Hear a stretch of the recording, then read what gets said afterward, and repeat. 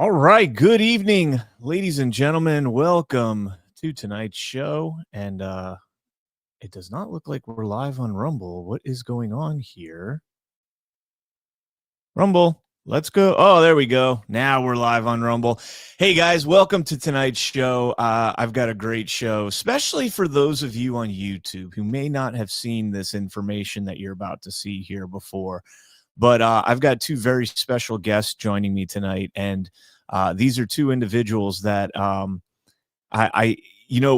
the 2020 election happened, I watched the Gettysburg hearings. I watched, Giuliani at his hearing, and there were two individuals that I became particularly interested in, and those are going to be my two guests tonight. And I will say, it was very difficult to get a hold of them. So we'll talk about that briefly in the beginning here. But in order to kind of segue into tonight's show, I want to play here about an 18-minute video that you guys need to see that they put out a while back. I shared it before, so this is coming off of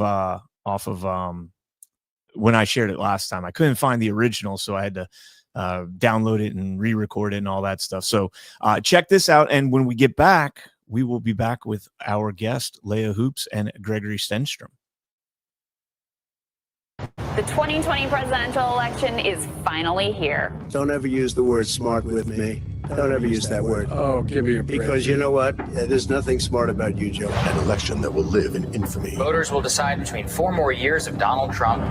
Going to win 4 more years in the White House. Or change course with Democratic challenger Joe Biden. We've put together the most extensive and inclusive voter fraud organization in the history of American politics. Electoral fraud involves the illegal interference with the process of an election, either by increasing the vote share of a favored candidate, depressing the vote share of rival candidates, or both. I hit your word straight, Jack. On election night, President Trump was winning in key swing states. To win the 2020 election, Biden would have to flip these 6 states from red to blue: Arizona, Georgia, Michigan, Nevada, Wisconsin, and Pennsylvania. No incumbent president has ever gained votes on re-election and lost. In 2020, Donald Trump gained over 10 million new votes. The Fox News Decision Desk can now project that former Vice President Joe Biden will win the state of Wisconsin. This is a big development. Yeah. The Fox News Decision Desk is calling Arizona for Joe Biden. Then something unprecedented happened. The counting stopped. Butler County had to press pause on counting ballots. Nevada, meanwhile, has stopped counting votes until 9 a.m. on Thursday. A water pipe has broken in State Farm Arena. State Farm Arena is where they were counting the absentee ballots of Georgia's most populous county. And now the tabulation has stopped. It's Allegheny, which is Pittsburgh, but also Beaver, part of our county to county, Butler and Westmoreland. They've all stopped counting for the night. And Nevada says it stopped counting the votes yesterday, election day, but they don't say why. Why did you stop counting? Millions of Americans wondered what really happened. You may have gone to bed thinking this election was headed one way, and then you woke up and you saw things were different. Everyone has heard about election fraud, but what you are about to see and hear includes new video proof of the cover-up. Some identities have been obscured for their own protection. I have witnessed fraud as an election insider all the way up to the highest that you can go in Delaware County. And it is absolutely criminal that nobody is doing anything about it. There are 3 prosecutors' offices that have jurisdiction to charge individuals who committed fraud in the elections. All 3 of them failed to act. Delaware County DA Jack Stolzheimer, Pennsylvania Attorney General Josh Shapiro, U.S. Eastern District Attorney William McSwain. Stolzheimer prosecuted small-time Republican fraud. Shapiro denied all evidence of fraud. They've alleged fraud where there isn't any. They've spun these ridiculous conspiracy theories. Even worse, declared days before Election Day that Donald Trump could not win the election. And after the election, William McSwain wrote a letter to Donald Trump calling the Pennsylvania election a partisan disgrace, saying that the state Supreme Court made up their own rules and did not follow the law. At the end of the letter, McSwain said he was told to pass along any serious fraud allegations to the state attorney general, the same attorney general who had already declared that Trump could not win. An infantry officer in the Marine Corps, William McSwain took an oath to protect and defend the Constitution of the United States against all enemies, foreign and domestic, and to bear true faith and allegiance to the same. He had duty to his country to investigate election fraud reported to him, but he failed to investigate, failed to preserve evidence, and failed to timely resign, so the DOJ could assign a new attorney to follow the Constitution and investigate election fraud. The following happened at a Bethel Township poll station, located in a highly conservative retirement community. The scanner was reversing ballots. So it reversed the ballots, I would say at least like anywhere between 50 and 70 votes. In what time period? Within the first hour. And how long did this problem last? The entire day. So the person that identified the problem was the voting machine warehouse supervisor, James Savage. He arrived to our precinct about 2.5 hours after we opened, and he told us that the ballot barcodes were deformed. So when he arrived with 3 other gentlemen, and when they arrived at the poll to try to address the situation, he did not troubleshoot anything. He just made a statement, and he did not replace anything, and there was no work done on any of the scanners. Jim Savage has been a high-level Democrat operative for years. He was vice chair of the Delaware County Democratic Party, vice president of the Philadelphia AFL-CIO, and even a DNC delegate. He's worked for everyone, from Obama to Bernie Sanders, publicly boasting that all he wanted for Christmas was Donald Trump and handcuffs. And now he's in charge of Pennsylvania's voting machines. When I was there on November 5th, I observed Savage walking into the counting center in the Wharf in Chester, unaccompanied. He had a plastic bag in his hand that was unsealed. He had gone into the back room, and then he came back out, and that is when he had the V drives in his hand, and I had watched him stand over top of a gentleman with white hair. He was a heavyset gentleman with a light blue shirt on. He had asked him to log into the computer system, which was the tabulation area, and that's when Jim Savage was plugging V drives into the computer. A second witness also watched the changing of the votes with the V drives. He walked in on the 3 days after the election, and he took a bunch of USB sticks and he plugged them into the voting machines. I watched him, I testified to it, it's just clear. It flipped the vote by 50,000 votes.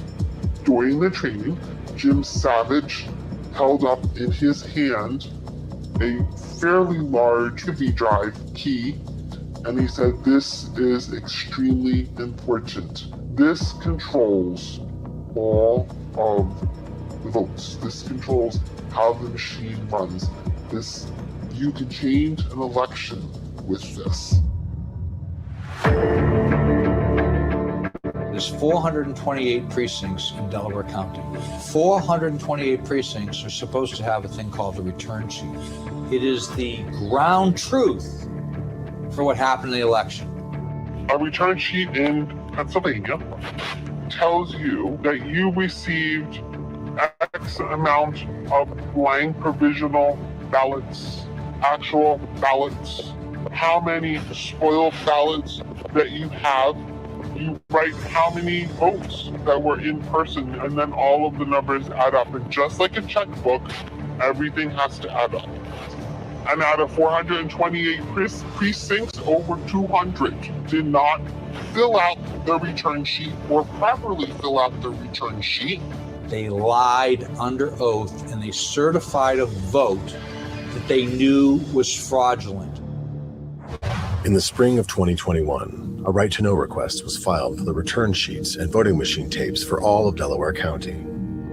Pennsylvania's right-to-know law, or FOIA, provides that any person has the right to request access to records, and all public bodies of government are required to disclose them. I can tell you that FOIA request was not 100% met. Maybe they got 50% of the information that was requested in the FOIA, if that. They were asked for the front and the back of the return sheets.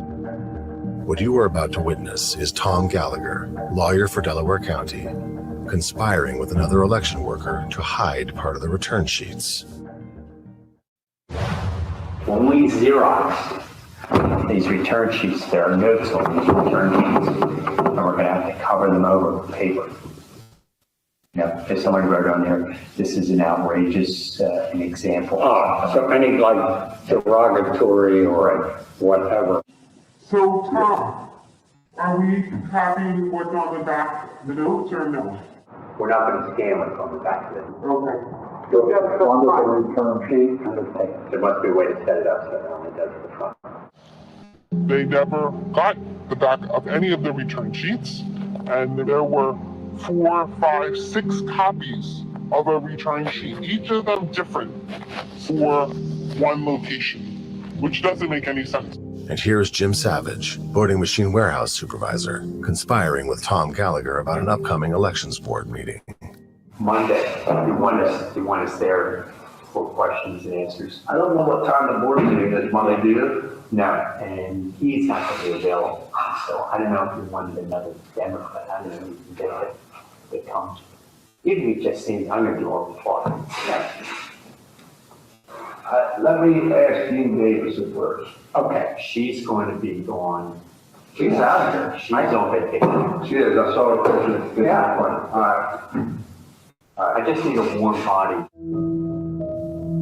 Here's Tom Gallagher again, lawyer for Delaware County, destroying voting machine tapes to bypass the right to know request. And then let them try to figure out what we did.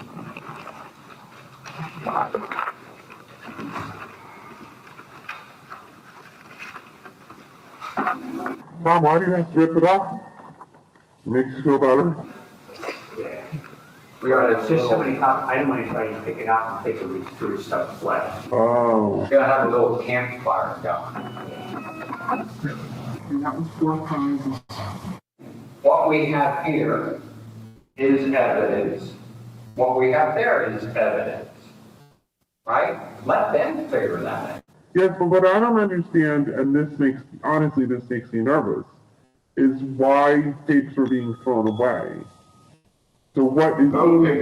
No, you guys have been throwing away tapes. So what tapes are you throwing away? Like, why? They're unidentifiable. There's no way they could, But it's been that way since the November election, so why would you throw anything away? Since you have to save it for 22 months. Well, let's put it this way. Yes, there are tapes that are being tossed, but they are of no audit value. Of no audit value.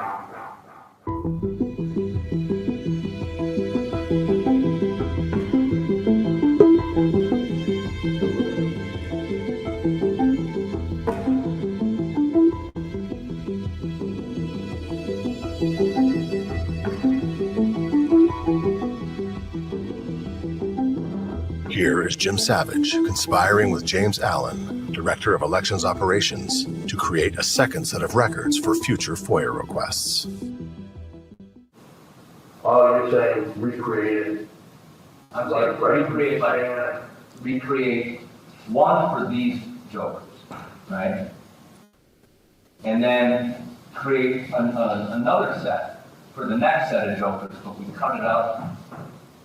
And then we create a permanent record that we always feel like, here you go. This is Jim Savage and James Allen discussing getting rid of the pads and second scanners. Pads and the second scanner. We gotta talk about it now. Why? What's wrong? What's wrong? Here is Tom Gallagher discussing the V-Drive handling with the whistleblower.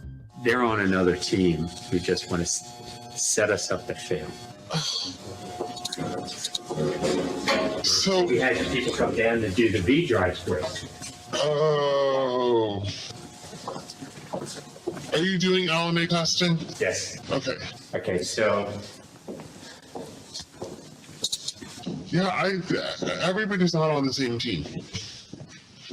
They're not on the same page. Not at all. And I left a scathing voicemail, probably totally inappropriate, no cursing, on Friday for Lorraine, because she just handed me this box and said, it's missing Chester 1, it's missing Haverford, Falcroft, with no piece of paper.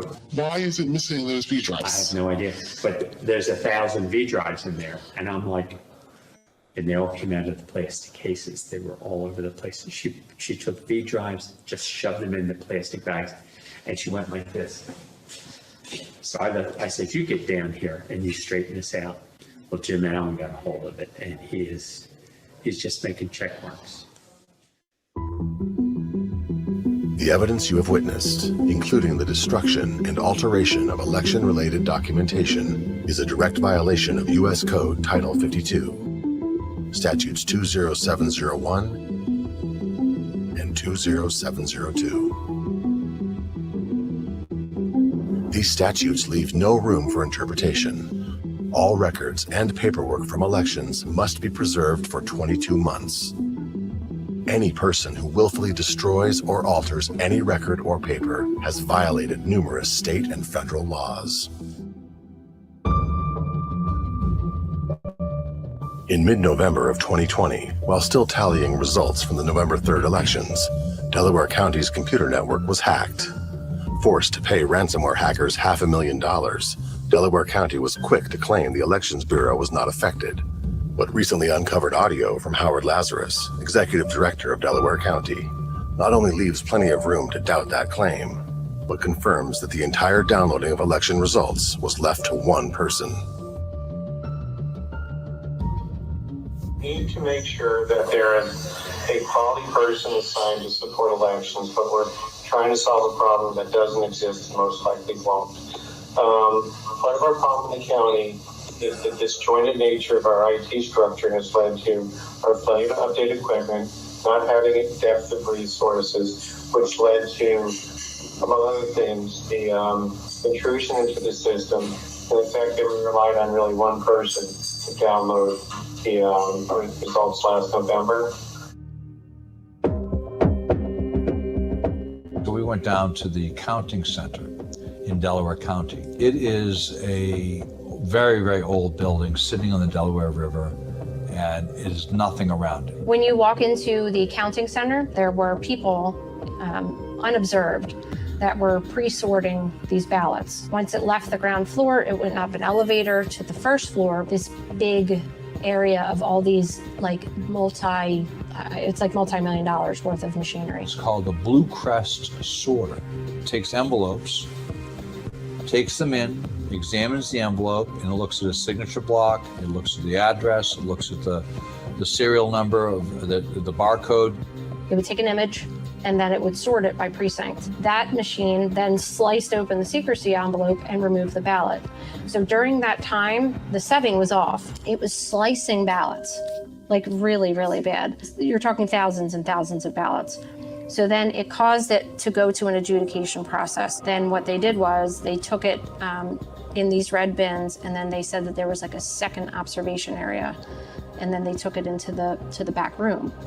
Well, you can't see what's going on, and I don't know what they're doing with those ballots. Nobody was allowed in that back room until we got the injunction. And there's a very interesting thing about the Blue Crest sorter, and the reason it's important.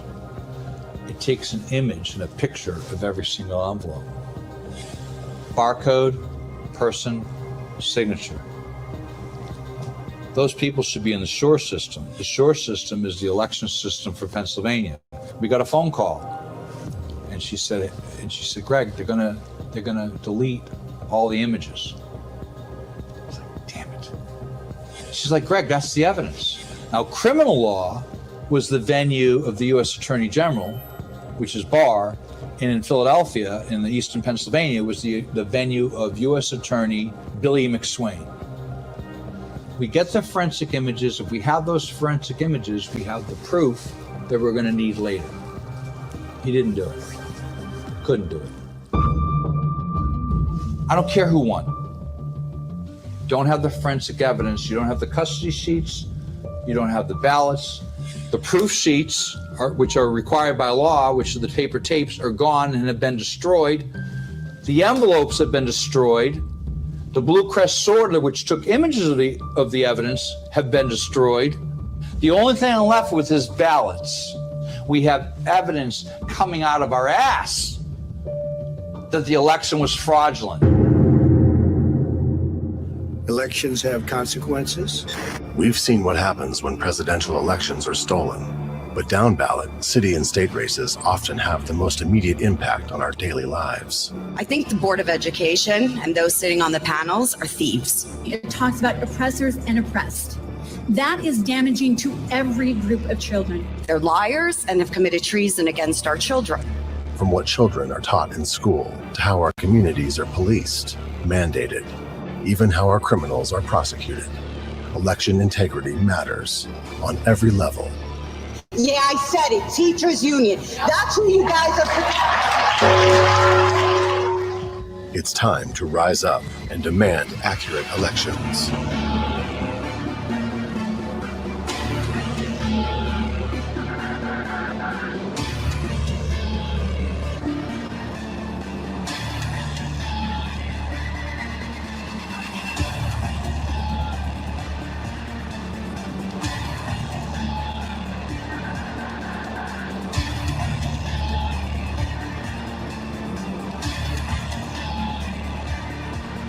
When you build a charging station, it's like back in the day when my grandpa, we could work together with Russia, for example. By the way, we never forget 2020, just in case you have any questions. We're not forgetting 2020. Let's go, Brandon. You told me you were going to kind of hang back those 2 stages.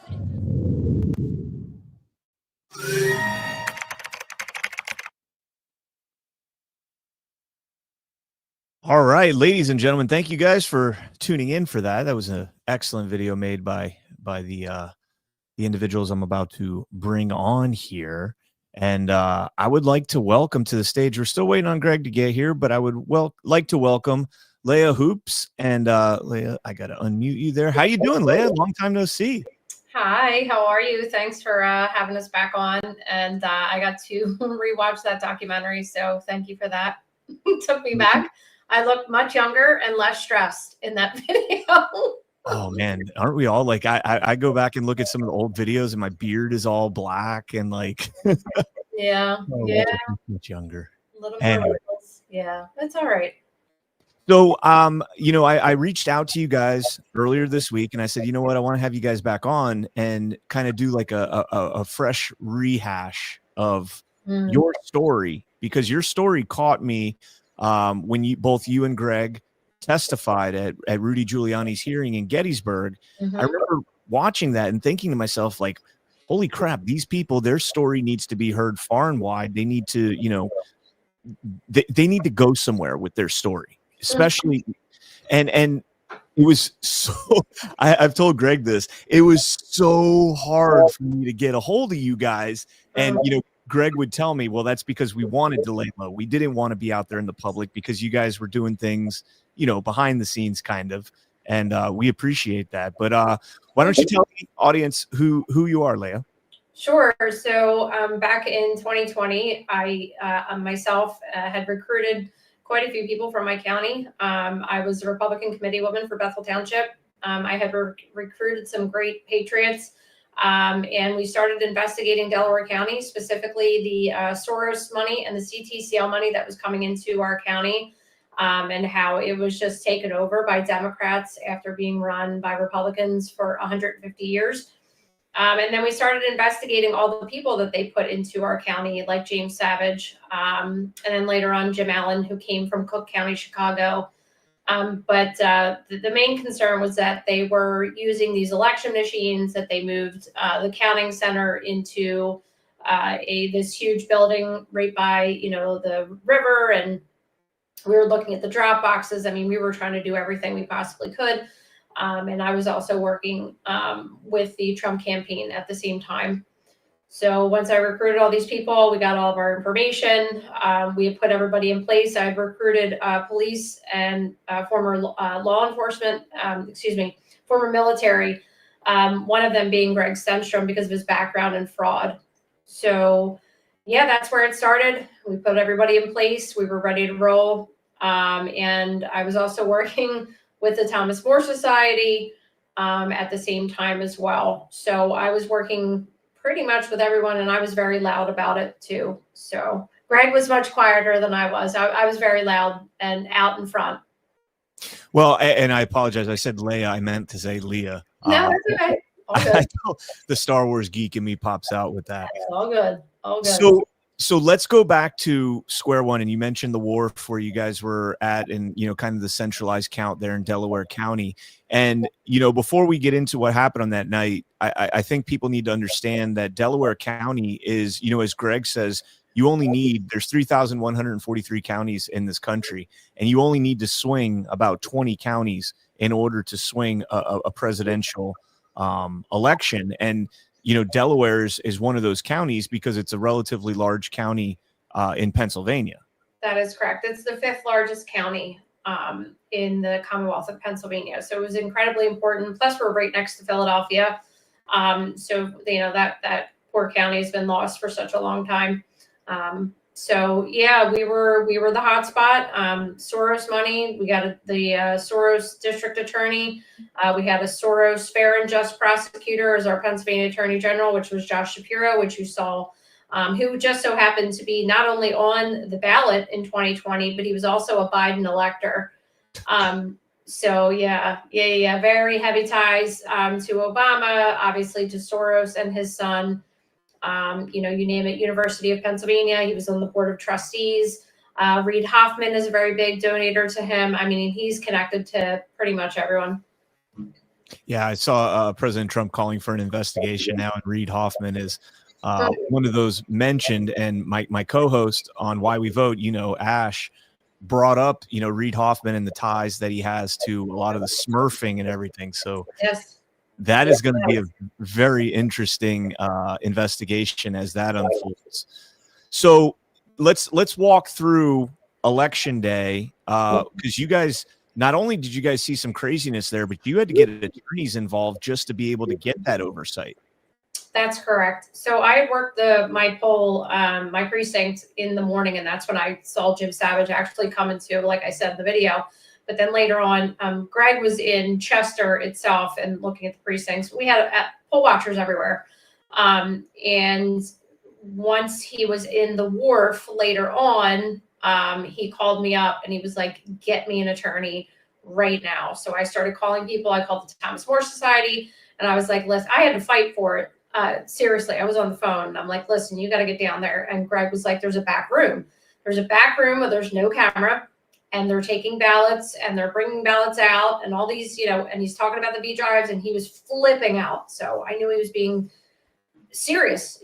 Obviously this is a guy who investigates fraud and has put people in jail for fraud. So yeah, it was a Republican committee.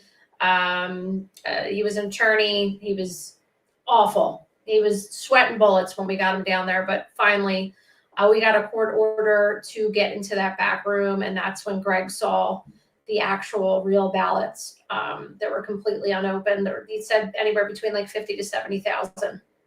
Holy crap! And what do you mean when you say real ballots? So obviously, like the ballots, they do exist. Mail-in ballots exist, and they can easily be replaced. Those votes can be replaced via, there's multiple vectors of fraud. We know this, whether it's USB drives or actually just generating mail-in ballots in the actual envelopes themselves. So there's many ways that they can do this. Obviously people did vote by mail, but there's no chain of custody. There's no forensic audit trail. They run through these multiple machines, of which, they're connected to the internet, which they say they're not, but they are.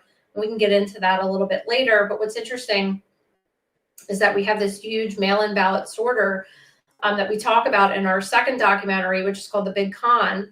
And the Blue Crest sorter, which is based in actually in Connecticut, has remote access to our election servers. I had filed a right to know request and had gotten hundreds and hundreds of emails of conversations between Delaware County and Blue Crest and talking about remote access. And we obviously know remote access is one of the easiest ways to actually hack into election servers. And that Blue Crest sorter runs all of the mail-in ballots through it and it's supposed to sort it and scan it. And then it's supposed to be connected to our Shore system, which would, like within minutes, seconds, whatever, would be able to update the voter to see if their mail-in ballot was, received and then obviously counted. Let's go back and hopefully Greg's able to join us. I texted him to make sure he got the link, but let's go back to your township, and you said it was Bethel Township. Bethel Township, yes, it's located inside of Delaware County. Mm-hmm. And so we saw in the video that we played earlier, we saw the kind of clip where you said that there were 50 to 70 votes that were being rejected right off the bat, and you said within the first hour, and but it continued all day. Now, in hindsight, and Leah, I'm sure you know that elections are an evolving thing, especially the election fraud, because something pops up where you're like, oh, I've seen that here, or something, oh, I saw that here. And this sounds eerily reminiscent of Maricopa's 2022 election and the 1920-inch ballot. So tell us about that. Sure. So what people don't understand is that when ballots are created, these ballots that are used to be voted, there's a PDF, right? And it's supposed to be created with a certain size, and it's supposed to be tested, which is called logic and accuracy testing. That is supposed to be done by the book, by the statute, by the laws, and they're supposed to run this through prior to the election to ensure that obviously that these ballots can go through and that they're actually accepted and that everybody's in the right race and the ovals get filled in and so on and so on. So what we knew was that during the logic and accuracy testing of 2020, they didn't even use real ballots, which they're supposed to. They were actually using test ballots only. This is stuff we all found out later on. So on the day of election, it was happening all over the county because I was getting messages on social media and all over the place saying all of the machines inside the precincts were rejecting ballots. Over and over. I watched it right in front of my face. And, this is again, and then you go into Maricopa, in 2022 and same thing was happening there. It was happening all over in 2020. So they weren't actually doing the logic and accuracy testing according to the law. So there's felony number one. And then once they started running these ballots through, they were being rejected. And then that's when Jim Savage came in and he was like, oh, it's the barcodes, just some ridiculous excuse of why, that didn't happen, even though he's responsible for the logic and accuracy testing to ensure that doesn't happen on election day. How convenient. And you guys, if you have barcodes, I'm assuming you're using ES&S. No, we actually use Hart InterCivic, which is that's good old Mitt Romney, who's connected to Hart. Yeah, Hart InterCivic, which is interesting. I found out one of the people that certified the machines with our Secretary of State at the time in 2019. He was working for the company that certified the machines in Pennsylvania and then later became a representative for Hart in 2020. Isn't that precious? That's incredible how that works out. Our friend down from Tarrant County, Texas, Hyder Garcia is now I think he's an executive vice president. I'm not sure the exact title that he has, but he's with Hart InterCivic now. It's funny. It's like a revolving door. It's kind of like the lobby, the industrial complex of defense industrial, medical industrial, where they work for a little while and they end up getting a cush job with the companies that they were contracting with. Yes, or as I say, how they move around pedophile priests. Yeah. So did they ever find out what happened with those rejections and why it was doing that? No, of course not. He didn't troubleshoot a single thing. He didn't even give us a new machine. He just kind of shut it down and was like, well, just keep running it through until it takes, or you can put it in this little slot here and we'll take care of it later. Well, that's again, Maricopa, bin number 3, door number 3, they called it. But yeah, we've got this. Trust the government.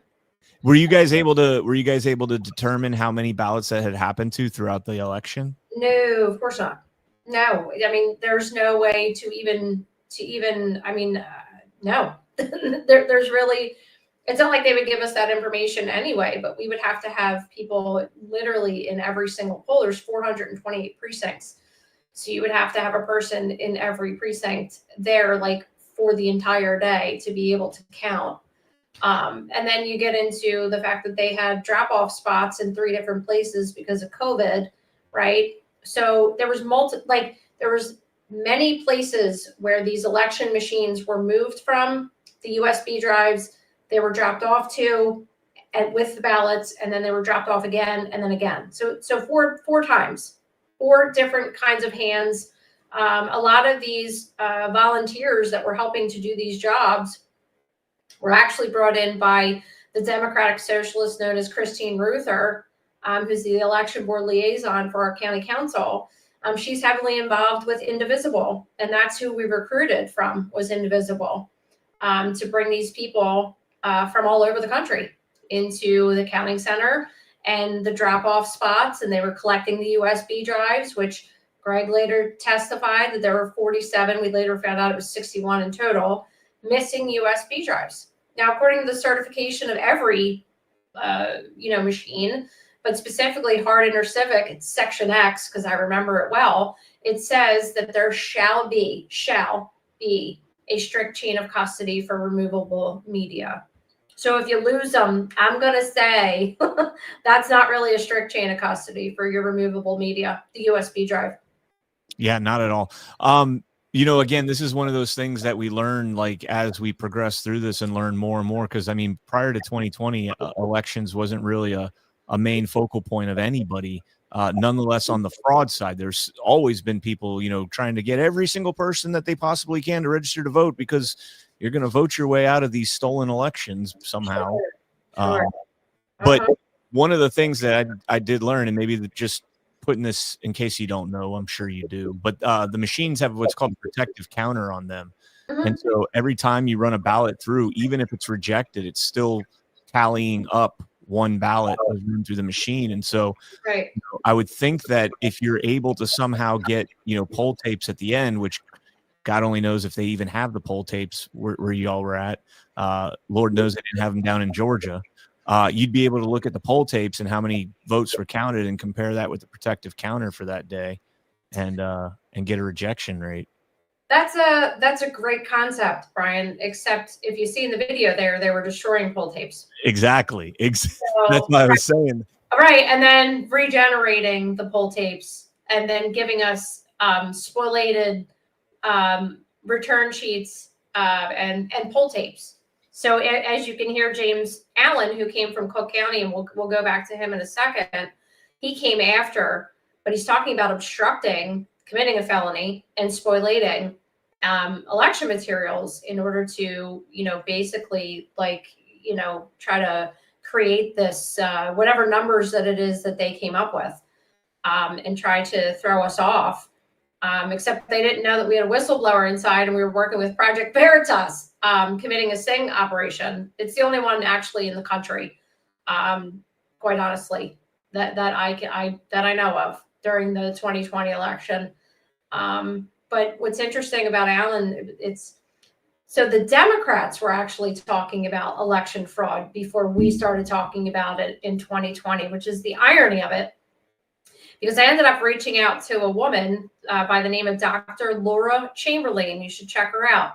She's a Democrat. I spoke to her for about 45 minutes. She's out of Cook County. She sued Cook County back in 2016 during the primary to say that she proved that they stole the primary from Bernie Sanders, which we all know. And guess how they did it, Brian? No idea. People on the inside that work the machines that you can't get to, that aren't actually government officials like Jim Savage, USB drives and stuffing the ballots. The same way that they did it in Delaware County. Now, Jim Allen, which is interesting enough, he was there when there was the investigation into Sequoia about being connected to Venezuela. And then Jim Allen also worked with Noah Prates from the elections group in Cook County. And then, of course, we inherited him in Delaware County in 2021. The blob, the NGO blob that latches its fangs into these communities and just relentless. And they're all over the place. Like, these NGOs have so much funding and such an extensive network that they're able to literally reach into the 20 swing counties that that Greg alluded to. They're able to reach into those and just latch on and do whatever the hell they need to do with it. It's crazy. Right. And then you have Ryan Messias. Messias, is that how you pronounce his name? Yeah. So he was with Noah Prates with the elections group, and he was in Maricopa at the audit. Yeah, he was in Maricopa at the audit. He testified in the Kerry Lake trial. He was down in Georgia in Fulton County. I mean, the guy is just, he's all over. It's funny how it's crazy. It's crazy. Let's real quick, Leah, let's play the Savage video, the whistleblower video. This is the compilation of 2 of them. And I know it was in that, piece we played at the beginning, but we're a little more focused now. So let's play this so you can see what she was talking about. This is Jim Savage and James Allen discussing getting rid of the pads and second scanners. Pads and the second scanner. We got to talk about it now. Why? All right, so real quick, who are the 2 people in this screen here, Leah? Oh, so to the right, that's Jim Allen in the tie. He comes from Cook County. He was their PR guy for elections. And that's Jim Savage on the left there, who later on sued us and President Trump in a defamation case. Actually, they both sued us. Okay, and so here they're discussing getting rid of scanners and tabulators? That is correct. They are trying to completely get rid of the evidence. Wow. All right, let's go to the next one. Here is Tom Gallagher again, lawyer for Delaware County, destroying voting machine tapes to bypass the right to know request. And then let them try to figure out right before we did. I mean, they're on video. Uh-huh. Mom, why do you have to rip it off? Makes you feel better? We are just so many copies. I didn't want to try to pick it out and take it through stuff flat. Oh. We're going to have a little campfire going. I know. What we have here is evidence. What we have there is evidence. Right? Let them figure that out. Yes, but what I don't understand, and this makes me nervous, is why tapes were being thrown away. So what is... No tapes were. No, you guys have been throwing away tapes. So what tapes are you throwing away? Like, why? Because they're unidentifiable. There's no way they could, But we've been that way since the November election, so why would you throw anything away? Because you have to save it for 22 months. Well, let's put it this way. Yes, there are tapes that are being thought, but they are of no audit value. Of no audit value.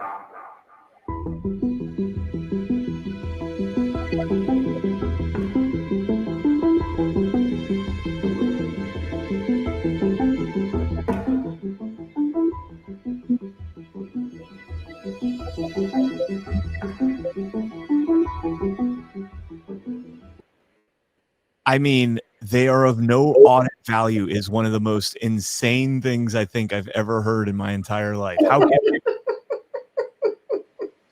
But they're of lawful value because they're not supposed to be destroyed. So yeah, I mean, he's a Democrat operative. That's Ziggy. He's still working for Delaware County. The other guy, Tom Gallagher, is gone. He was an attorney. They worked on the return board.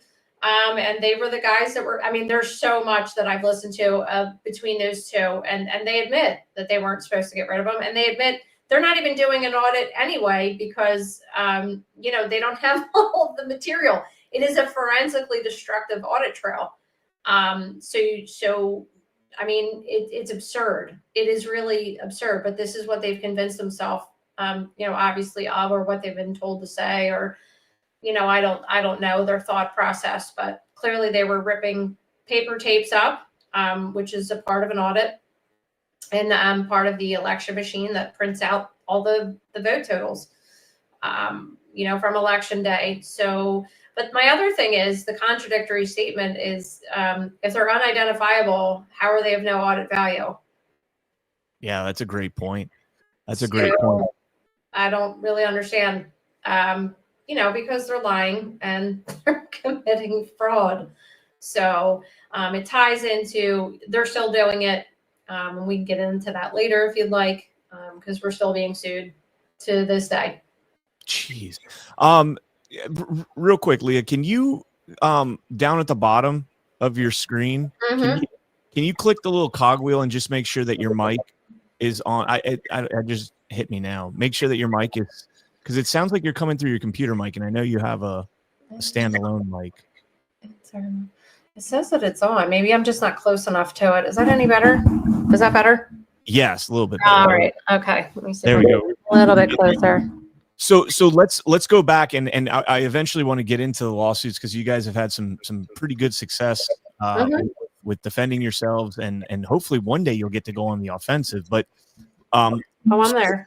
Let's go back to the wharf and what you saw there. Now, for those just joining us, the wharf was the central count for Delaware County. That's where all the ballots were brought to tabulate at the end of the night. You were supposed to have quality observation of what was going on there, and you guys saw all sorts of things. So yeah, let's unpack what you saw there.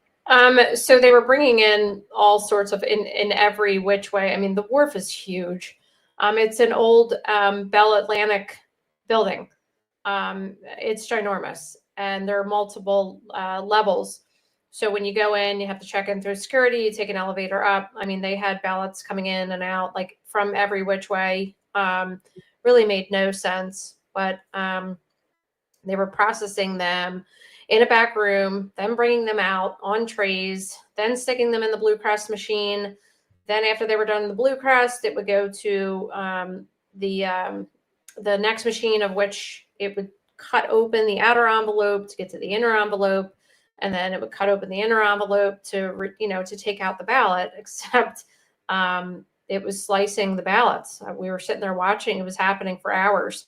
I mean, there was probably like over 1,000 ballots that were sliced, and then they were scotch taping them. And then they were transposing those votes onto new ballots. So the whole process was absolutely insane, to be quite honest. And then they kept us in like a pen, like we were like 4-year-olds. You couldn't see anything. You couldn't see, and we had to fight our way to get closer to the mail-in ballot so we could actually see, what was being transposed onto another ballot. And, of course, they cut off cameras. The cameras were supposed to be able to, you're supposed to be able to see a public view of what was going on inside of the counting center. And then the cameras will go down. One of the videos actually made it to Charlie Kirk's show when he was doing the election day coverage. Yeah, that my friend just told me that the other day, but it was showing them transposing the ballots, after they were cut up, and you couldn't see anything. That's good old Delaware County for you. And then in a floor down, what we saw, a good friend of mine, Navy SEAL, had gone down there and had seen these women pre-canvassing these mail-in ballots. There were so many hands on these ballots.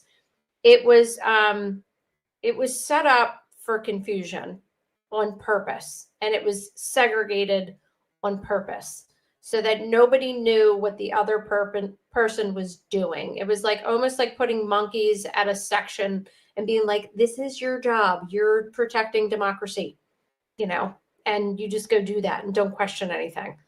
I mean, it was, I don't know. It was insane. It was insane. I was talking to the Trump campaign. I was talking to a House representative, his campaign. I was calling everyone I could think of. I was like, who the hell can we get down here to look at this? And, nobody showed. And I know both you and Greg saw, I believe you said it was Jim Savage walking around plugging V drives into the scanners. The missing ones, by the way. So this was days later. So we already knew that there was missing V drives from the night of election. We already knew this. We already had this information. This was 2 days later. that we were watching him go in. He came in. I snapped that picture, which we weren't allowed to have cameras, but I took the picture anyway. He had a plastic baggie. I mean, there was no seal on it, no nothing. He went into the back room and then he came back out, had all the V drives in his hand. Now, first of all, you're not supposed to separate the audit trail. You know, you're Right. supposed to have the ballots with the V drives, with the paper tapes. So everything makes sense, right? You can't separate them. That's exactly what they did. They forensically destroyed the trail. So he comes out and I'm watching him lean over the guy like I talked about in the video. And he was like, I need access to this. So the guy puts in his credentials and Jim just starts popping in the drives. And we're like, what is happening? I'm like, so where did these come from? Like you just magically show up 2 days later and you're popping in V drives and oh, yep, of course they all go to, you know, to to Biden. We watched it happen right in front of our eyes. I mean, it was, you know, since then, I mean, I've seen much, much more, but I mean, that day I was in complete shock of what I was actually witnessing right in front of my face. Do you know what the drives were doing? Were they extracting votes from the tabulator, or were they uploading? They were uploading. They were uploading to the tabulator. Yes. And then there was a screen and you could see it, and then it would, you know, switch over and it would, you know, generate more votes. I mean, that is like in criminal law, that would never be acceptable because there's a chain of custody. Like you said, you have no idea where these V drives came from. They show up 2 days later. You have no idea. There's no chain of custody. There's no documentation on where they came from. No. And you're just going through and like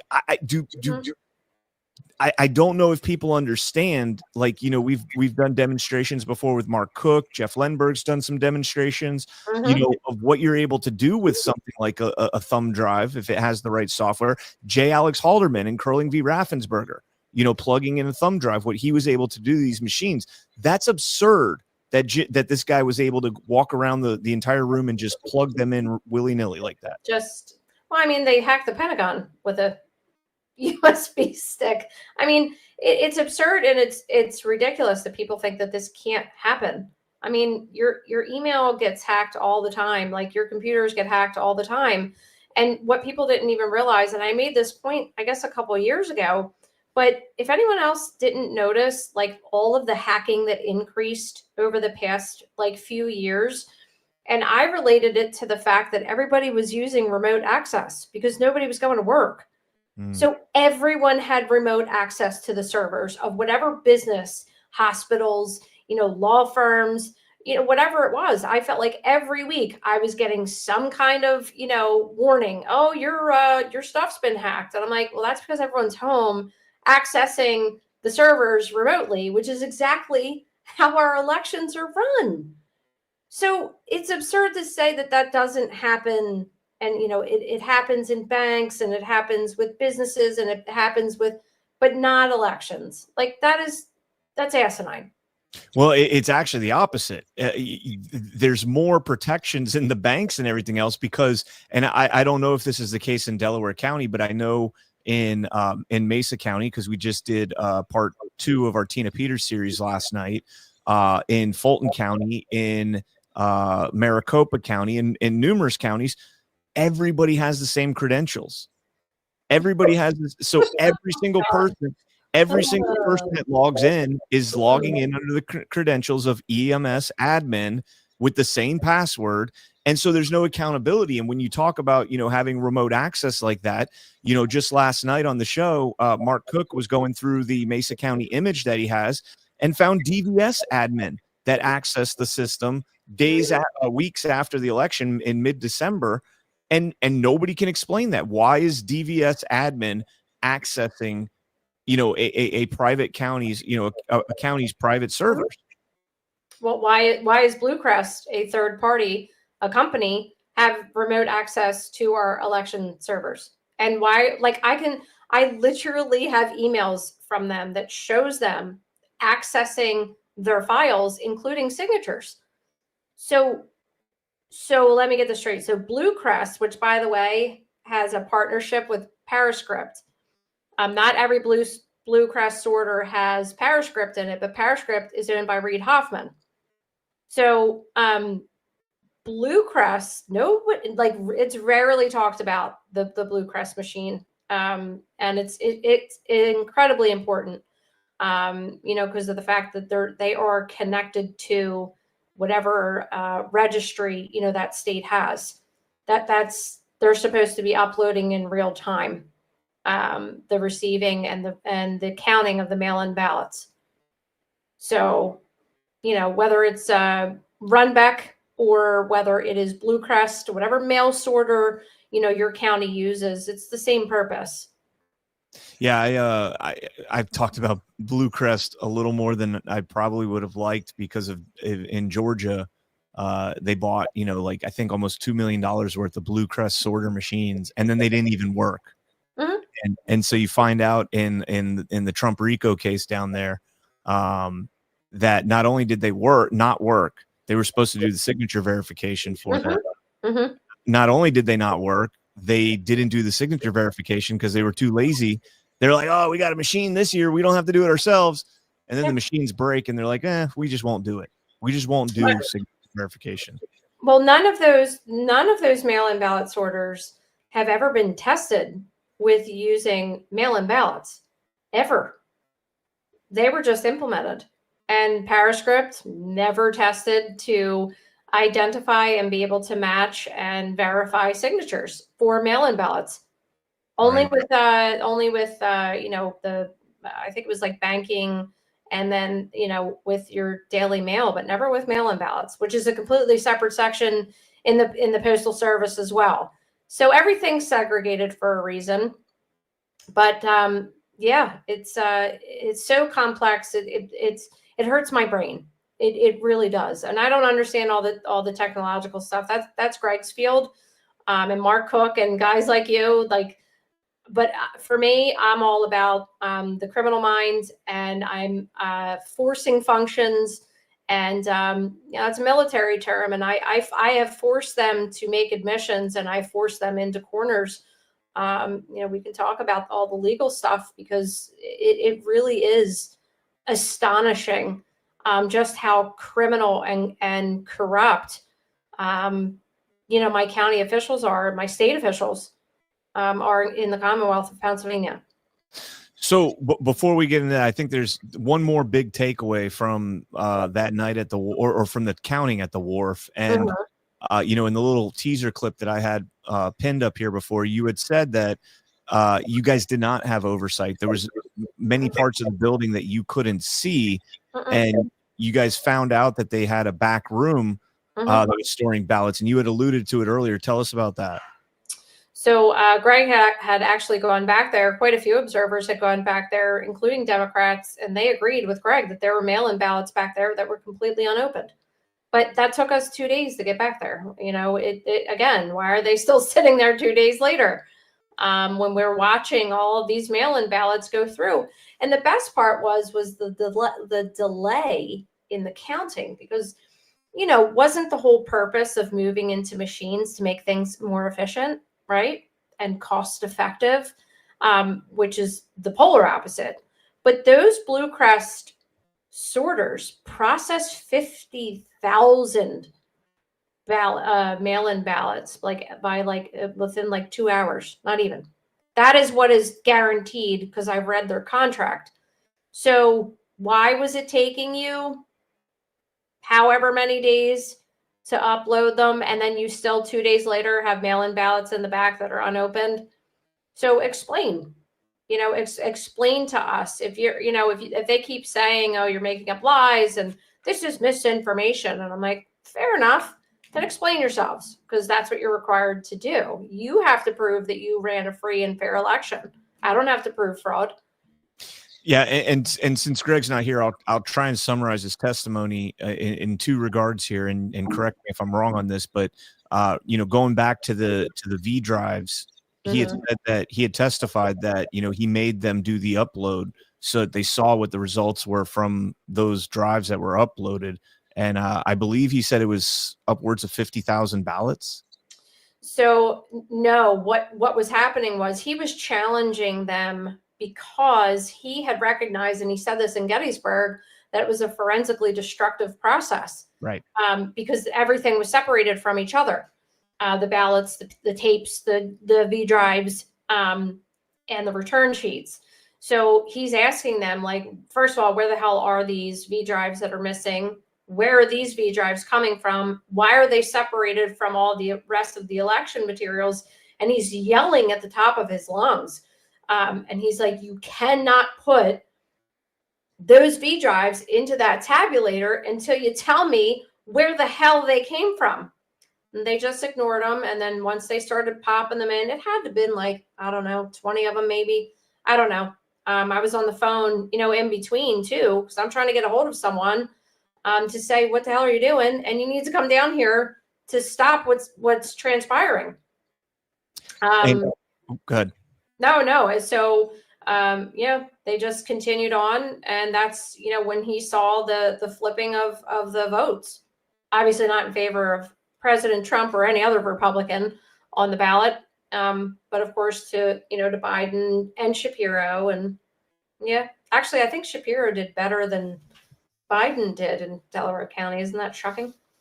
Yeah, that actually doesn't surprise me. No. That actually, like, if I had to choose between Shapiro and Biden, I wouldn't want Shapiro because I think he's a slime ball, but at least he's got a brain that's functioning. And he does. Yeah. One. Yeah, I agree with that 100%. I wouldn't pick either one. So tell me about, and again, as to the best of what you know about this, the back room and the fight you guys had to go through, and specifically what it was that Greg and the other observers saw back there. So again, this was 2 days later, and we got an injunction. We got a court order from a judge, and it said, we could go back there every 2 hours for 5 minutes, which was a joke. And they set up these little areas for us in the back room. And I got to sit in there at one point, but then there was a back room with a closet. And Greg was like, what is in that closet?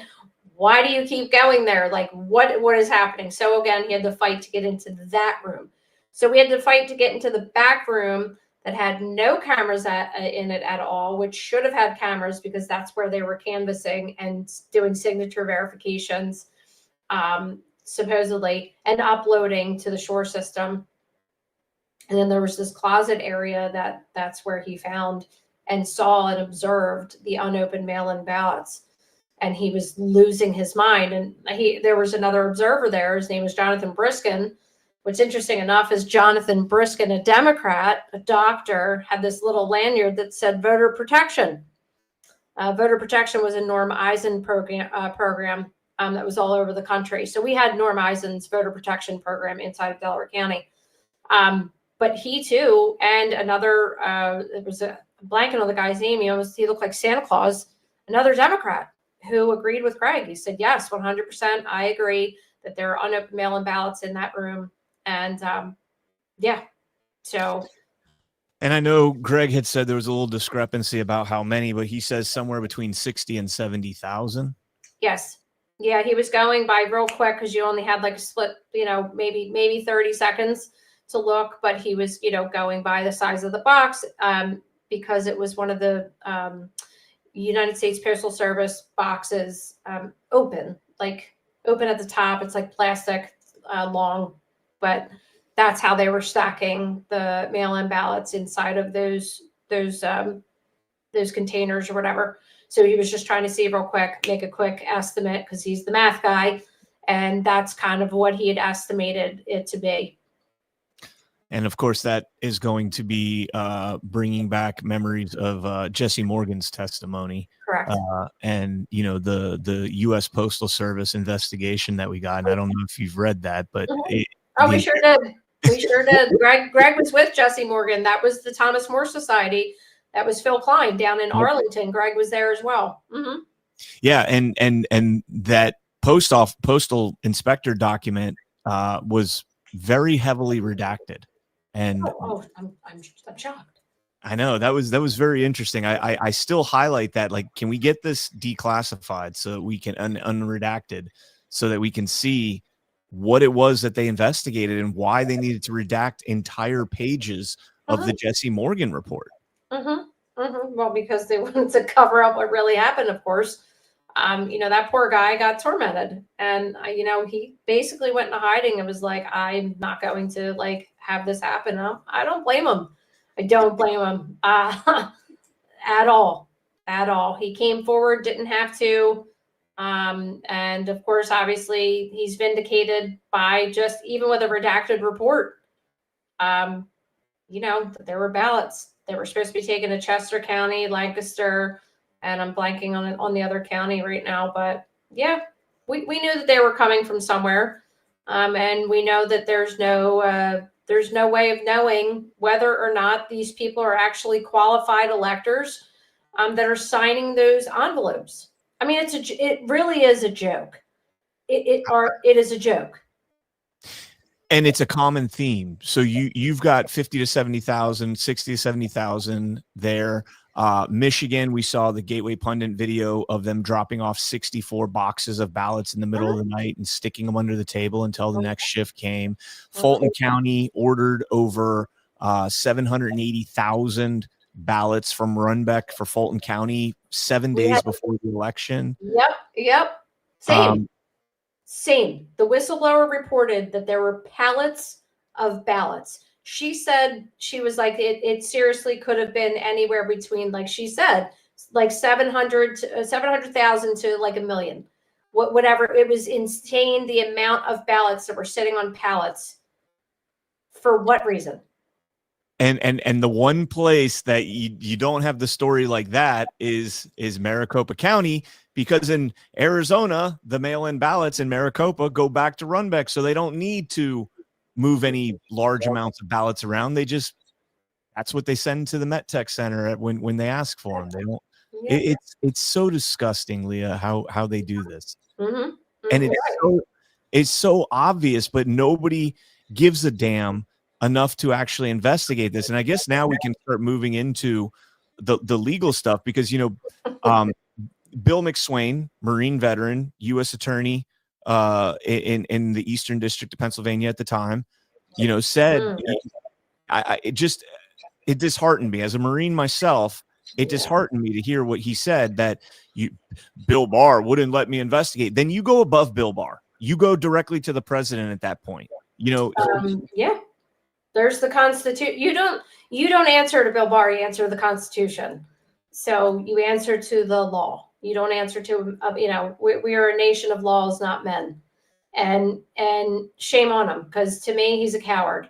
But you'll find it interesting where Bill McSwain ended up right after he ran for governor. He became a partner of Duane Morris. Now, what's interesting about Duane Morris is Duane Morris's partner, J. Manley Parks, is the solicitor for the Board of Elections of Delaware County. So this is one of the solicitors that conspired with the county solicitor, William Martin, to retaliate against Greg and I. It's fascinating. I'm probably going to end up writing another book just about the lawfare and the tactics that I've used to catch these people with using their own words. If you want me to get into it, it's a great story. It really is. I would love to hear it. I would love, because I haven't heard this yet. So. Oh, okay. So Greg and I were sued by Jim Allen and James Savage in Delaware County. Our co-defendants were Newsmax, The Federalist, Margot Cleveland, America First. And then at the same time, right before we released the whistleblower videos, we were sued in Philadelphia with President Trump and Mayor Giuliani for defamation by James Savage. Now, these two cases had the same attorney, J. Connor Corcoran, who is a complete crumb bum. So we defended ourselves in Philadelphia for 900 days, won 4 hearings. We had a Democrat judge. We won that case. We were offered settlement. Alina Habba did not win that case for President Trump, by the way. That was Greg and I. And you guys were pro se too, right? That is correct. We represented ourselves in both cases. They tried offering us settlement. And yeah, we said, go stick it up, right up your ass, because we're not settling, because the plaintiff, James Savage, is guilty as hell. The tactics that they used in that case, because they were losing so poorly, they tried confiscating our firearms. They tried gag ordering us. They tried sanctioning us. They used false evidence. They tried using a dead witness. But we won. We won every single hearing, everything they threw against the wall. I mean, it just fell to absolute crap.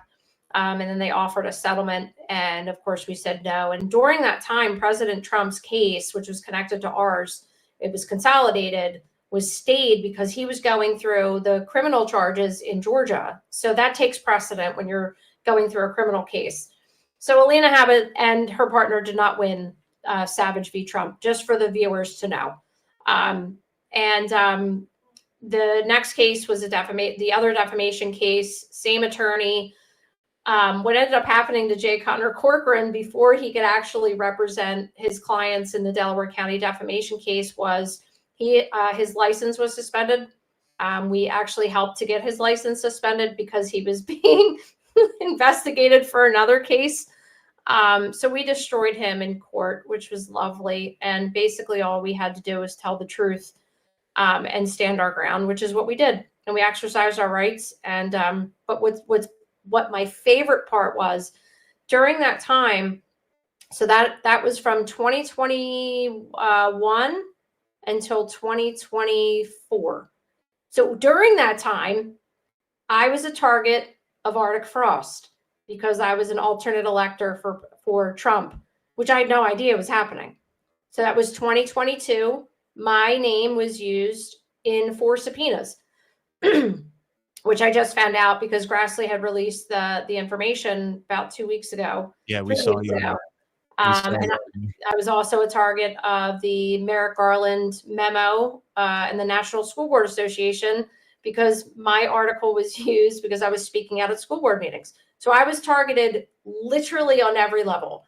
And the same people that were targeting parents, okay, from the DOJ were the same people that were targeting critics of the elections. They were submitting and creating filings for targeting parents and for targeting alternate electors, which I also found out. So let's fast forward to 2023. The county decides that they're going to sue us for what's called malicious prosecution. It's called the Dragonetti Act in Pennsylvania. And statutorily, what that's supposed to be is it's supposed to be meant for like a business or, if someone frivolously abuses, the court system, and then you can sue the other person for abusing you in court, right? So statutorily, it's meant for the people, not for a government entity. The way that our county government can actually sue, and statutorily, the way that they can sue is what's called the Political Subdivision Civil Tort Act. So they didn't use that act. They decided they were going to weaponize the Dragonetti Act, okay, and come after Greg and I for malicious prosecution, saying that we were enriching ourselves and that we owe them $547,000 in attorney's fees. And I was like, okay, so let me get this straight. You abused the process. You misused public funds to sue us, okay, which are my tax dollars. You already got paid. You already budgeted for what it is that you were going to do. You approved it, and now you want me to pay you again because I'm kicking your ass in court. Is that basically what we're saying? So yes, that's exactly what it is that they're saying, and they're sticking to it. Do you just real quick, do you think they were doing this to keep you from being able to sue them? No, I think they were doing it because they wanted us to stop coming after them in court, because we had already filed the whistleblower case. We were already filing election challenges. We were coming after them so hard because we have the right to, and because we were authorized representatives, the candidates wanted to sue, and we had the whistleblower case. So they were retaliating against us, okay, for exercising our First Amendment. So the solicitor, William Martin, says in the Daily Times, which is a rag here in Delaware County, and he says, sue me, sue me, sue me. This is January of 2023. He puts it in the paper, And he says, because when you sue me, I'm going to sue you for abuse of process. Now that is a factual statement that he made.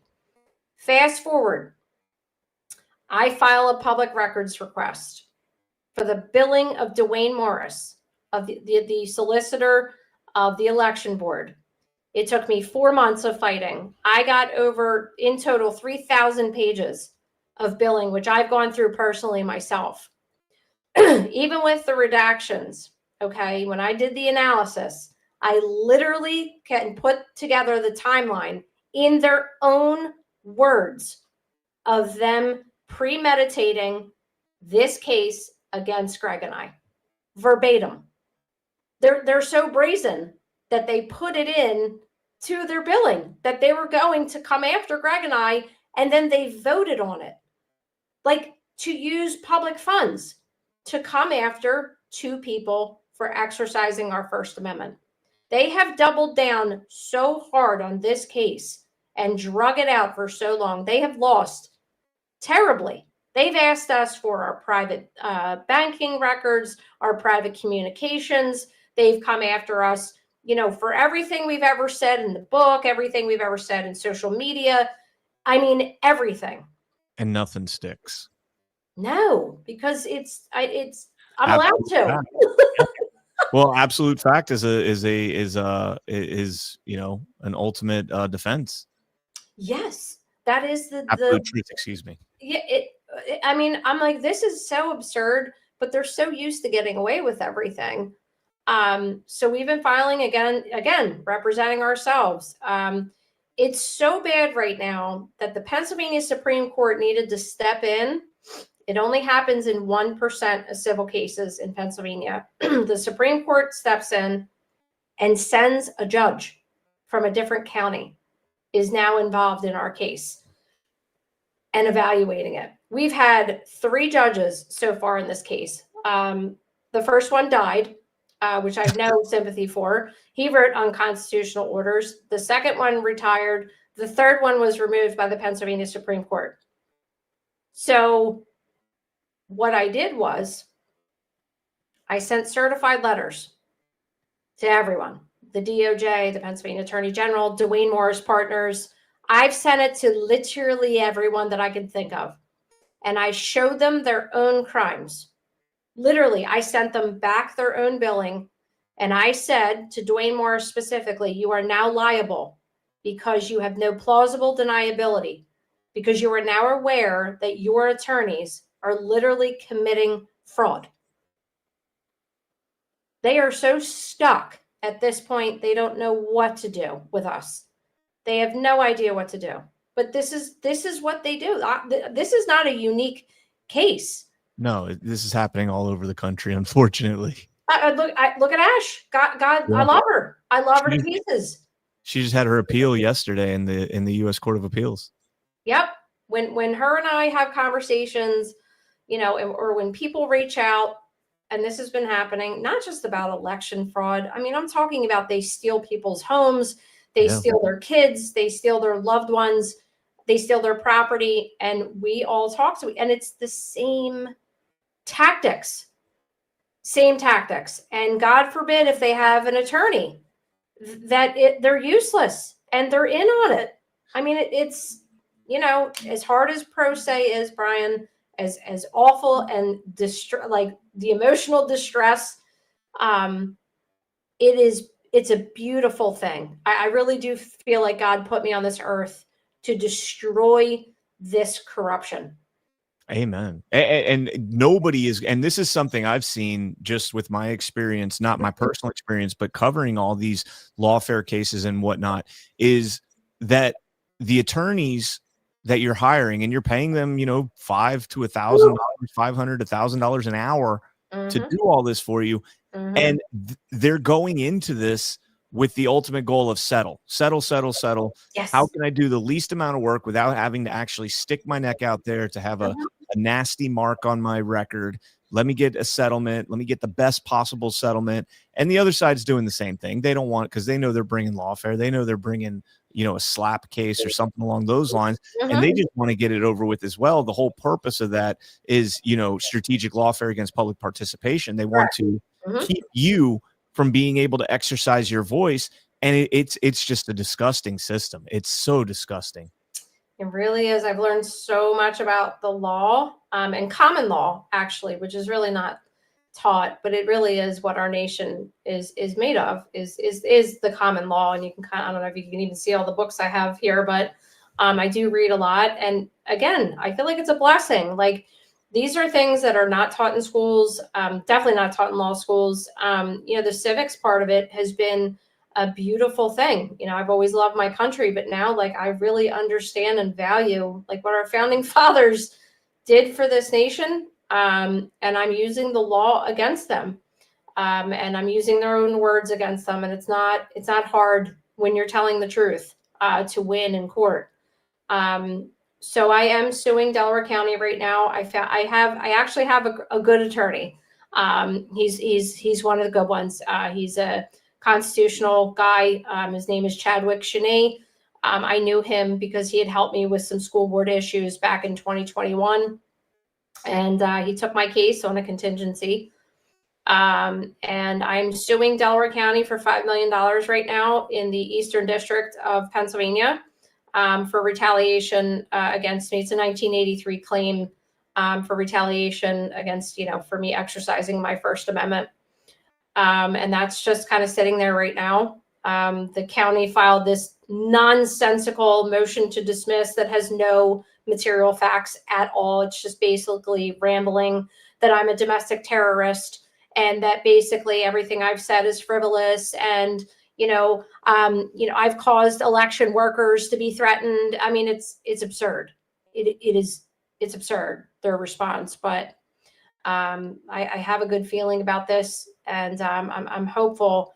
I mean, of course, it would be nice to be, to get back what I've lost over the past 5 years, monetarily. But quite honestly, I pray more than anything that this sets a precedent, and that other people will be able to use my case and say, I won't let you do this, and you can't do this. And now I have, recourse, and they're able to use it for themselves. Like, that is really what I hope for and pray for the most, honestly. Amen. So has all the other, are you still, so you're kind of moving on the offensive in that regard. Are you still being sued? Do you still have pending suits against you? So the defamation cases were the one was withdrawn and the other one was dismissed with prejudice, which actually works against the county in this malicious prosecution case, which, I mean, of course, they left out of their lawsuit is that we were successful in 2 cases per se. But yeah, we're still, this has been going on since August of 2023. They filed the case against us, and we're still fighting in other cases. But of course, those are the ones that we filed. The whistleblower case is not over. So that's still pending. That's still sitting in a docket, and all of our information is on record, including the videos that you put up there, the documentary. That's all a part of the court record. It's in Philadelphia. It's in Delaware County. It's in the Commonwealth Court. It's in the DOJ's hands. Everybody's got it. Everybody's got it. So going back to what I had previously asked you, and if you got the feeling that they were doing this to stop you from going after the 2020 election and what you guys witnessed there, what is going on to try and rectify, maybe not necessarily 2020, obviously that's a whole administration removed by now, but in terms of ensuring that this doesn't happen again, what's being done? So, I mean, on our end, I know what we're doing in Delaware County. We've continued with lawsuits. We've continued with we have a group of watchdogs. We oversee our elections. We help other counties. We talk to other patriots. We teach people how to do pro se litigation. We teach people how to file right to know requests. We empower the people. And really, we focus on local because that's where you're going to have most impact and most power in exposing They're under pressure right now. Our county is in so much debt, and eventually this is all going to come crumbling down. I know that for a fact. Whatever we are doing is having an effect on them because they can't hide their crimes anymore, and eventually they will be held accountable. I know that with every fiber of my being, that they will be held accountable in this life or the next. I just have to play my part, Brian. I have to be the Republic, and I want to try to keep it. And this is the path I'm taking, and hopefully, other people will get into the arena. I think a lot of people feel very hopeless, and the things that they do are futile, but they're not. As long as you're exposing these people and you're shining light on them, they're going to have a really hard time continuing to do what they do and retaliate. Maybe what I'm doing right now is stopping the retaliation against somebody else. I don't know. But I know that we are watchdogs for our elections, and that we'll continue to fight and do what we're doing, filing the lawsuits and holding them accountable as best as we can. And where can people go as we start to wrap up here? And I do want to, guys, I'm going to play, since Greg wasn't able to make it, I'm going to play both Leah and Greg's testimony as kind of an outro video. So if you haven't seen this before, especially the YouTube crowd who was censored from being able to see this, stick around and watch that and kind of get from their own words what was ignored. And that's ultimately what happened, is all of this stuff was ignored by our representatives, by our law enforcement, by people that matter. They just turned a blind eye to this, and it's disgusting. So Leah, if there's anything I missed and where people can find you. Sure, you can find me on X at hoops, HOOPES _ Leah, LEAH. You can also find all of our information at www.parallelelection.com. You can get a hold of our book. It's excellent. They haven't been able to dispute it in 5 years. You can find it on Amazon if you'd like to go there. That's fine too. I really don't care how you get a hold of it, just as long as you do. Yes, Brian, thank you for the plug. I got a signed copy. Yeah, baby. Woo!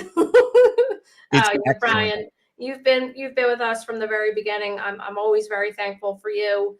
Your contribution to the Gateway Pundit and all the great work that you do on your podcast. Of course, I love Ash. She's awesome. But She's okay. always always appreciate you guys. We just got to keep moving forward and in faith and love for our country. So all right. And again, hoops, HOOPES _ Leah. And I think the patriot.online is Greg's site that he has up and running. Yes. And I think it's also the parallelelection.com. That's correct. Okay. Mm-hmm. All right. Leah, well, thank you so much for joining again, folks. Stick around. I'm going to play their testimony during the Giuliani hearing as an outro, especially if you guys haven't seen it before. It is absolutely fascinating how this went ignored. And Leah, we will keep you in our prayers, and don't hesitate to reach out if you ever need anything. Thank you so much, Brian. Appreciate you. All right. God bless. All right. You too. All right, ladies and gentlemen, that is Leah Hoops, man, kicking ass in Pennsylvania. Absolutely love those two. Greg wasn't able to make it, but it's okay. Stuff happens. But I was trying to get so hard to get a hold of them both when all this went off after I saw this testimony that I'm about to play for you guys. And stick around. This testimony is absolutely fascinating. If you haven't done so yet, guys, please smash that thumbs up. Share this show out again. This is now uncensored, still shadow banned, but uncensored. If I talked about all the fun stuff, they'd be like, oh, okay, you can get people watching your show again. But because we talk about this, they're not big fans of me still. So it takes an organic effort with you guys sharing the show out on your social media, on X, on Truth, on Facebook, all over the place. So I deeply appreciate it.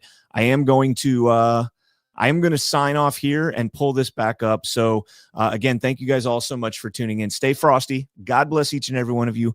God bless America, and make the fortune cookie country pay for this. And here is the Giuliani hearing with Leah Hoops and Greg Stenstrom. First and foremost, my name is Leah Hoops. I'm from Delaware County, Pennsylvania. I was a poll watcher on the day of election, and I was also present at the counting center in Chester, Pennsylvania. So first and foremost, thank you to this committee and all those involved, and especially Senator Mastriano and former Mayor Rudy Giuliani.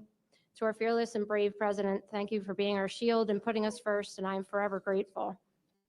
It is an absolute honor to be a part of this hearing and to finally have an opportunity to speak about what took place in Delaware County, Pennsylvania. I feel as an American that it is my duty to help protect the integrity of our elections, not just for me, but for every American. There are many who have lost life and limb for my right to vote. I want to give a brief introduction and history of how I got involved in this election. 4 years ago, Donald Trump came down an escalator, and I knew that he was here to take back our country. I was born and raised in Delaware County in a conservative home. I was taught from an early age to love thy neighbor, defend your country, and by all means, always speak the truth. I took those values throughout my life and applied them in every avenue possible, which brings me up to the present. And about 18 months ago, I became a volunteer and assisted with a campaign for a magisterial judge. In that process, I was approached by my current chairman and became an appointed committee woman for the Bethel Township Republican Party. In conjunction with my committee position, I also started volunteering for the Trump campaign, registering voters, and assisting with events. During this time, I started a watchdog group and reached out to the Thomas More Society. Now, associates, we've been focusing our efforts in election integrity. Our greatest efforts have been in following closely the newly elected and completely Democrat-run Delaware County Council and the Democrat Majority Election Board. This also includes any and all contractors, support staff, and any key players involved. What we found was actually concerning. Not only was private grant money used from the Center for Tech and Life owned by Google and Mark Zuckerberg, but pop-up voter sites were also approved. These pop-up voter sites were placed in heavily Democrat cities, including Chester and Upper Darby, Pennsylvania, in which case the grant money from the CTCL was used to pay for electioneering. It was literally a one-stop shop. Walk in, apply, get your ballot, submit, and you were out the door. But where this didn't take place was in heavily Republican and independent areas. Let's also make note that the voting machine warehouse supervisor is a Bernie Sanders delegate, who was also solely responsible for every scanner, machine, V-card, and all machines with absolutely zero experience in this area. The real story is the $2.1 million spent to move the counting center from the courthouse in Leah, Pennsylvania,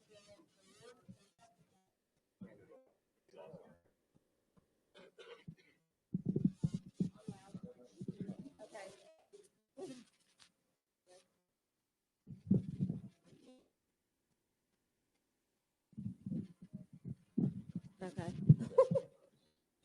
Okay, sorry. Sorry, I forgot where I was. Okay, so the real story is the $2.1 million spent to move the counting center from the courthouse in Media, Pennsylvania, which has been something that has been done for decades, to the wharf in Chester, Pennsylvania. Let me explain to you the layout of the counting center. It is in the middle of a huge parking lot, which sits back on Seaport Drive next to loading docks. It has multi-million-dollar connections to the company Power HRG and Subaru Park Soccer Stadium. The counting center was on the first floor, in which there were multiple places to bring in ballots in and out of, elevators, and many rooms in which workers had access. I was there for 3 straight days. What became of concern was the back room, which had no observers, no line of sight or transparency into the process. There was no cooperation, complete resistance from election night and every day after. It took until our lawyer got an injunction to get into that back room in which pre-canvassing was transpiring. Even with an injunction, which was a joke, we were granted 5 minutes every 2 hours, and the setup was sitting in a chair 20 feet from any physical ballot. I truly wish I had enough time today to recreate what I witnessed and felt during those moments, but we did not gather here today just for me and my experience, but rather a collection of experiences from Americans like myself. What I hope to achieve is for the public to understand is that we have stuck our necks out, have been intimidated, threatened, bullied, have spent countless hours away from our families, friends, and jobs. We have signed affidavits under penalty of perjury, which should be consideration enough to know that this is a very serious issue. I'm here for one thing only, and that is to speak the truth. This is not about party. This is about my country. Every American deserves transparency, truth, and be able to question those in power without fear of intimidation, bullying, or backlash. I hope this committee takes action if needed, and justice will be swift to anyone involved in fraudulent activity. The Republic is angry, disgruntled, tired, beaten up, and ready to defend this country.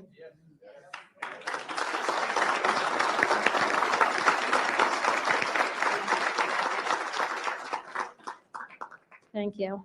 Without election integrity, we are just another banana republic. I thank you again for your time, efforts, and service, and it is an honor to be here and to be part of a historical moment. Thank you.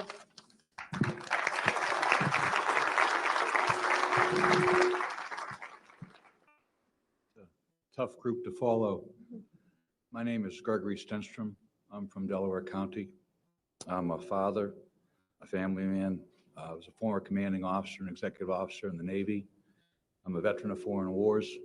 I'm a CEO of my own private company. I'm a data scientist. I'm a forensic computer scientist. I'm an expert in security and fraud. Leah had recruited me for this election, and I was glad. Thank you for that. So for the first part of the day, I was a poll watcher in the city of Chester, and I was with just another former U.S. Marine officer, and the two of us were the only GOP poll watchers in the city of Chester, which is about 40,000 people. Because of the consolidation for COVID, there were 7 polls we were allowed to, that we were able to make it to in 22 precincts. What we saw out there was pretty orderly and exciting. People were excited to vote. One of the things we saw out in the field was that people, quite a few people had done mail-in ballots. So they came in and they hadn't been updated in the Delaware County database yet.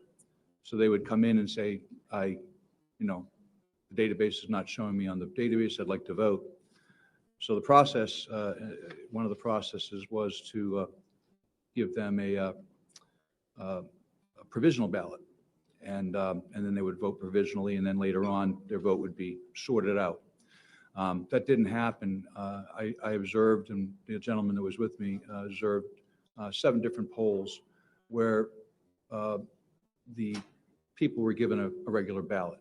So they cast a vote and put it in. We let it happen a few times. We didn't jump all over them. Happened a couple of times. We went up. In all cases, the election judges were very forthcoming, very polite. They apologized and they said they couldn't do it. But that somewhat spurred me to go down to the counting center, which Leah described. It's on the Seaport Ave. It's a remote building, not much around it. And I wanted to take a look. All day long, I had been told that there were 10 to 20 GOP poll watchers down there and that everything was well in hand. And out of curiosity, I decided to go down. I arrived at 6 o'clock. With 4 other gentlemen, again, former military and some good citizens from Delaware County. And we weren't allowed to get in until 11 o'clock at night, and we had to get some legal help to get us in. So it took us 5 hours to get upstairs. After that, what we saw here is, what I saw is I really think the crux of this in Delaware County is as an expert in this, I think it's impossible to verify the validity of about 100,000 to 120,000 votes. Now, Delaware County's got 425,000 registered voters. Approximately 300,000 of them voted. I don't know what the exact number ended up. Mayor Giuliani had nailed that number.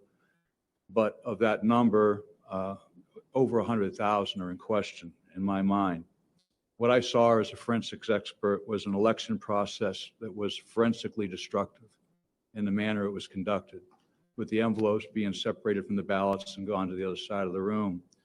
And the problem with that from being forensically destructive is that when you go to do a recount, okay, the machines did a pretty good job of recounting. So if I have 120,000 ballots, mail-in ballots at one side of the room and envelopes at the other side of the room, it's still going to come out 102,000 votes for Vice President Biden and 18,000 votes for President Trump. I don't care how many times you recount those votes, the ballot's going to come out the same every time. So the notion of a recount in a forensically destructive process doesn't work very well.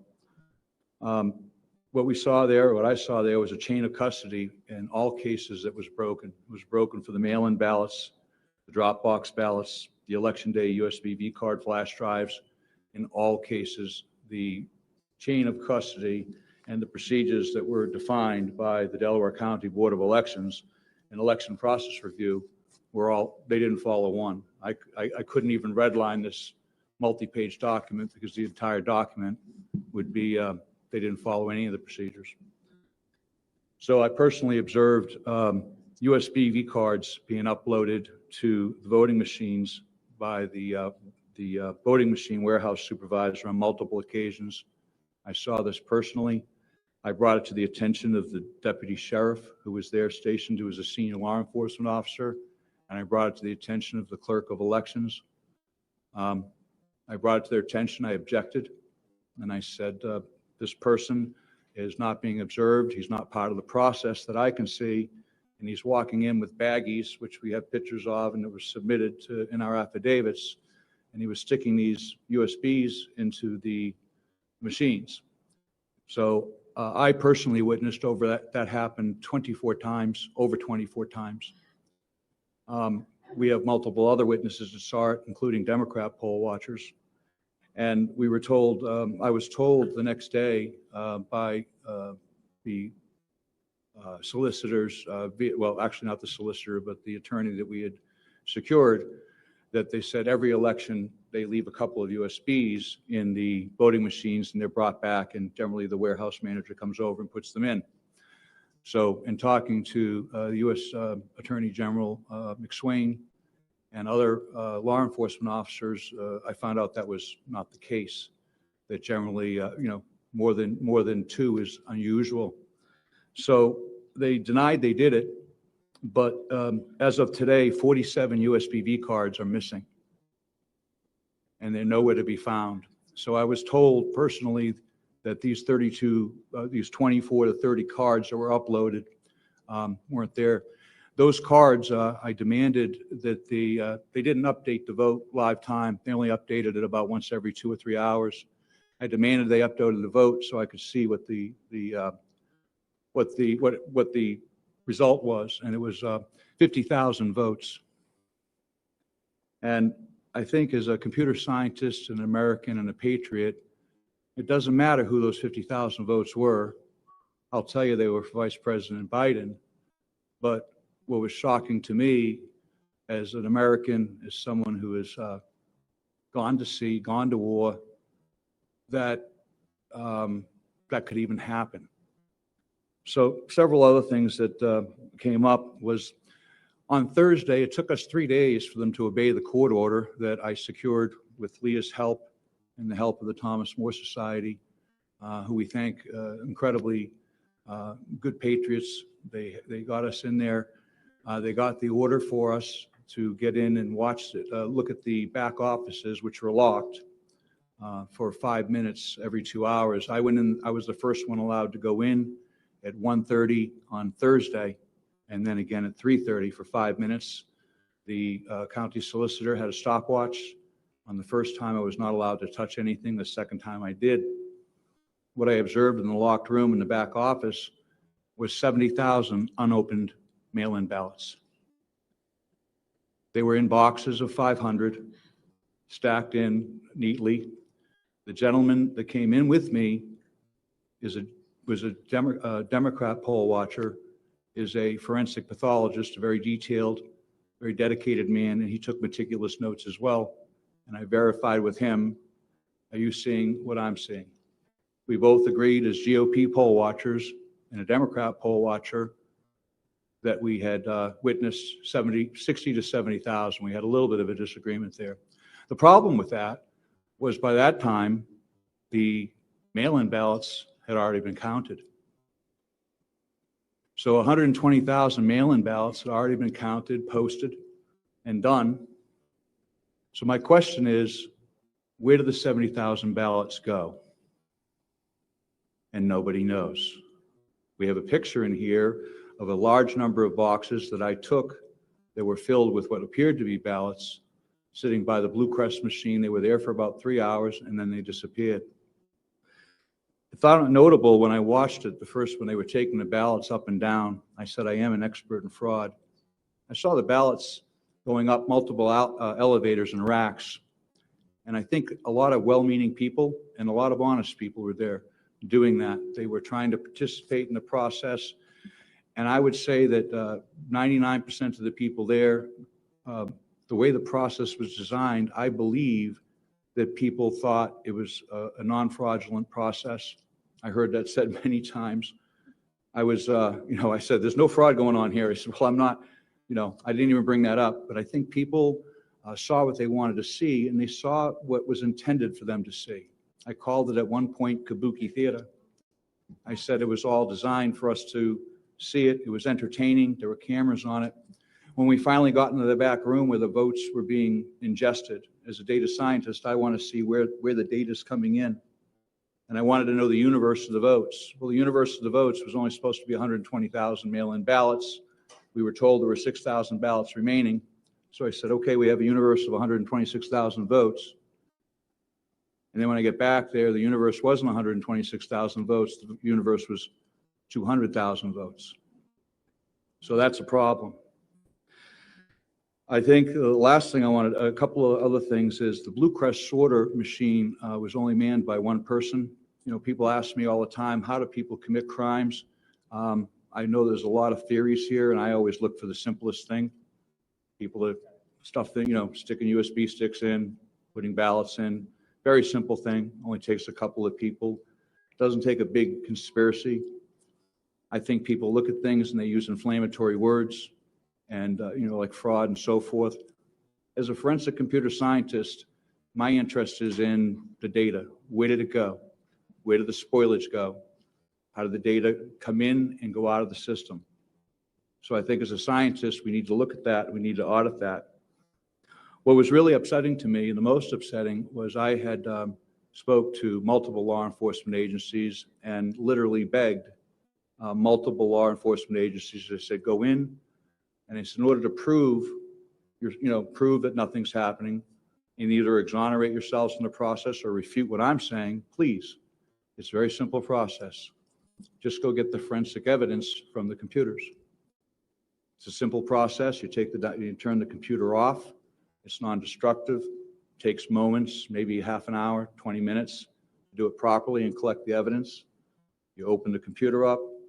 You take a device called a bit blocker. You put it in the hard drive. It's done under the observation of law enforcement officers. They take a forensic image of the drive, put it all back together. It wouldn't have taken more than an hour to image all 5 machines. That was never done, despite my objections, and that was 3 weeks ago. Lastly, when they said, well, we've got all the forensic records and so forth. We just learned 2 days ago that virtually all chain of custody logs, records, yellow sheets, everything was gone. All forensic evidence, all custody sheets in Delaware County are gone. They had a signing party where they sat down, and poll workers were invited back to recreate those logs. And our understanding as of today was that they were unsuccessful in getting them all. So we have a situation where we have 100,000 ballots to 120,000 ballots, both mail-in and USB, they're in question. Now, there's no cure for this. There's no remedy for this. As a home charter, we could have a re-election in Delaware County for our own representatives within our own town, but there is no cure for that for the President of the United States. And I don't believe, as a citizen and an observer to this, that anybody could certify that vote in any good conscience. And if the Democrats that have a part of this process, had done things, followed their own procedures, which they created almost unilaterally, we would be in a situation where they could exonerate themselves and they could say, Mr. Stenstrom, you've been misinformed. We have evidence here that refutes what you say. But that's not the case. They can't do that.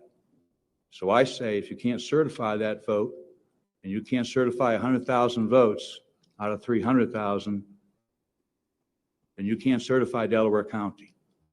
And I'm done, and thank you for your time and patience.